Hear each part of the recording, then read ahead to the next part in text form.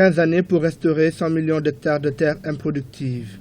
African Forest Landscape Restoration, c'est l'ambitieux programme de restauration des terres non productives qui vient d'être lancé en marge de la 21e conférence des Nations Unies sur le changement climatique. Objectif, accompagner les différents programmes nationaux de lutte contre la déforestation pour restaurer d'ici à 2030 100 millions d'hectares de terres improductives. Un programme calqué sur le modèle de celui du bassin forestier du Congo qui participe fortement à la lutte contre le changement climatique en Afrique.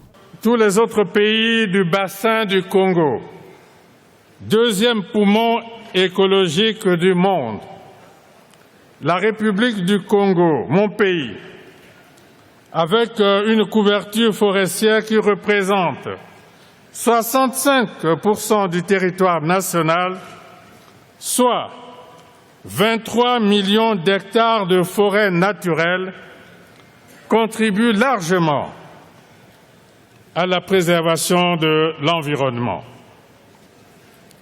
Grâce à la mise en œuvre des programmes d'aménagement et de conservation des forêts, le Congo détient l'un des taux de déforestation les plus faibles au monde.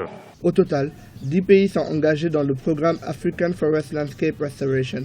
L'Éthiopie, la République démocratique du Congo, le Kenya, le Niger, l'Ouganda, le Burundi, le Rwanda, le Libéria, Madagascar, le Malawi et le Togo. Ces pays se sont engagés à reboiser dans un premier temps 30 millions d'hectares de terre, un programme qui sera désormais au cœur des politiques de développement durable dans les pays concernés. Il bénéficiera notamment d'un financement du secteur privé africain qui compte y investir 450 millions de dollars. La restauration des terres agricoles qui ont été largement affectées en Afrique à cause du changement climatique représente une aubaine pour les populations qui vivent de ces terres-là. Pour ces populations, c'est très intéressant. Ça va permettre de pouvoir maintenir une activité économique leur permettant de satisfaire tout ce qui est besoins économiques et sociaux et d'améliorer leurs conditions de vie. La restauration des terres non productives comporte plusieurs enjeux. En même temps qu'elle rétablit l'écosystème détruit, elle est une source potentielle de création d'emplois.